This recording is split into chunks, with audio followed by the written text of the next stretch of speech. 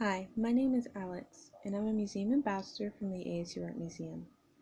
In this video, I'll be reading a story about Luis Fuertes, a bird artist. After the story, I'll read information about Fuertes provided by the author.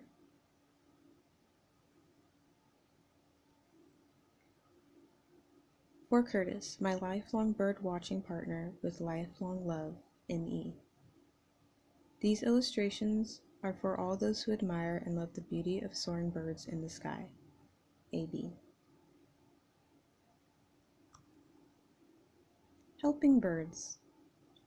I love the bright wings of birds as they fly wild and free, high above me. When I watch birds in flight, I dream of soaring too. I care for injured birds in my little hospital under our front porch. Papi scolds in Spanish, and Mama scolds in English, but I think a messy porch is fine. I love helping weak birds grow strong enough to return to the sky. Bird art. I carry an orphaned owl into the kitchen. Gently I tie his leg to the leg of the table. The owl poses calmly, looking so wise that I imagine he must know all sorts of owl secrets. When I sketch his round eyes, the narrow pencil in my hand feels as wide and free as a winged wild sky. The library.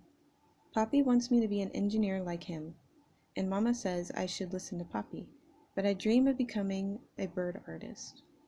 When Papi takes me to the library, I find a huge book of bird art. The book is so heavy that a nice librarian has to help me turn the giant pages. I feel as if I've entered a magical world of wings. Learning. When I am 14, I finally have the chance to paint my first brightly colored bird, a red crossbill with a funny beak. I use a pen to sketch the outline and watercolors to fill in the feathers. Then I try adding more details with ink, but my painting starts to look muddy. If I want to be a bird artist, I can't get discouraged. I need to practice. I have to draw, draw, draw. Birds, birds, birds. At school, I listen to bird songs while I sit in the classroom beside an open window. At home, I paint. And when my family travels to Europe, I practice painting birds in Paris, birds in Switzerland, rare birds, common birds, beautiful birds, funny birds. When I'm finally old enough to start college, I sketch my professors as cartoon birds. Papi scolds in Spanish and Mama scolds in English, but they are both proud of my serious bird art. Letting birds live. Bird artists are expected to hunt with guns and slingshots, then pose the dead skins, arranging them in positions that make them look like living birds. I learned to hunt, but I would rather help birds survive, so I practice painting them quickly while wings swoop and race across a wild blue sky, so swift and so alive. Understanding birds. To learn about ducks, I don't need to shoot them. I plunge into a lake and look up from below, studying their funny tails and their paddling webbed feet. My paintings of birds in the sky and birds underwater are accepted by museums and printed in books. Soon I am invited to paint in distant places, on expeditions with scientists who explore mountains, deserts, and jungles, all the amazing natural habitats where birds nest and fly. Alaska. I whistle. Birds answer. I follow. Blue shadows, white snow, clear ice, the beauty of flight like a dance in the clouds, a graceful ballet of wild swans. The Caribbean. On a small island near Puerto Rico, where my father was born, I sit on a beach and cover myself with an invisible cloak of green palm leaves, so that I can hide quietly and birds will come close, unafraid of my brush and the way my hand flies, as I rush to paint brilliant pink flamingos against the sunset sky. South America. In a boat on a misty river in the cloud forest, I sing in Spanish, while above me blue and gold macaws scarlet macaws, green parrots, and rainbow toucans all sing along with their own click-clack tropical rhythms. Howler monkeys join in, whooping and roaring, while my bird friends and I chuckle, peep, croak, whistle, and shriek, making our wild voices rise up and soar. Family life. My wife is patient, and my son and daughter love birds. They don't mind when a wild loon swims and screams in the bathtub while he waits for his portrait to be finished. No one complains when I stay up all night to paint migrating geese as I fly like dark shadows across the full moon's bright face.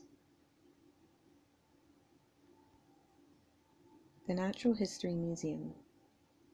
Between exhibitions, I paint huge murals of natural habitats on museum walls.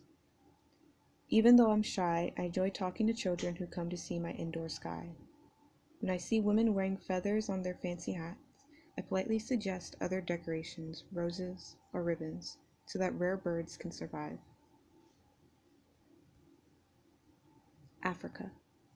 The thrill of another expedition.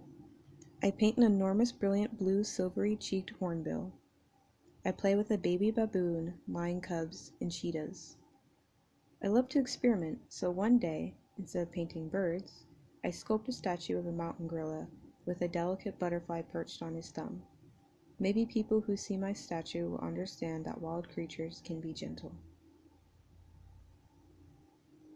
The studio. Neighborhood children call me the Bird Man. When they peek into my studio, I tell silly stories, squawk like a parrot, and howl like a monkey. Then I invite the children to sketch their own funny, wild, silly, strange, beautiful birds. Bird watching. My bird paintings are printed on cards that children love to collect. When I walk around the park, I see people watching the sky as they identify songbirds, eagles, and egrets. All over the world, millions of people have learned to enjoy, protect, and celebrate the wild beauty of wings.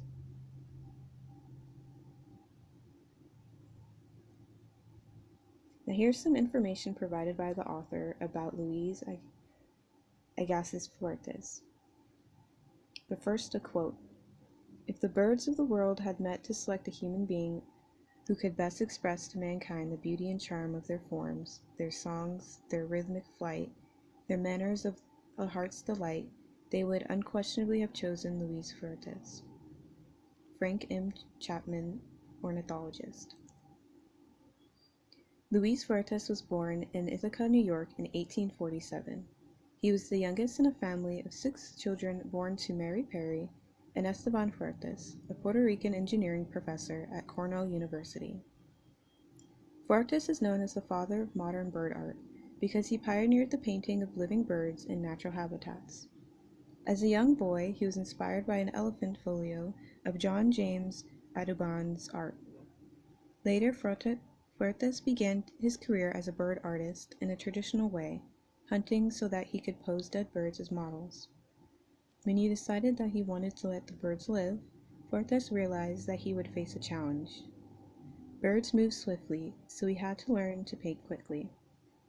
As his skills developed, he was able to show birds in action. His paintings showed life in the birds' eyes and motion in their wings.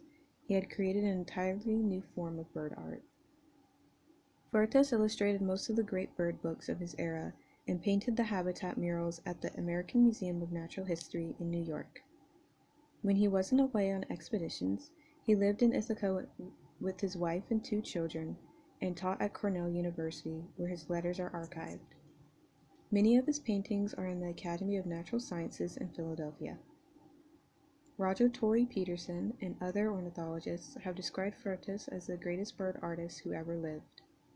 Beginning in the 1920s, collectors' cards of Fuertes paintings were included in boxes of Arm & Hammer baking soda. The cards turned bird watching into America's most popular sport and helped make wildlife conservation a way of life.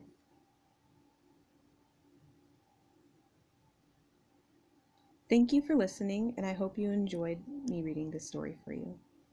Have a good day.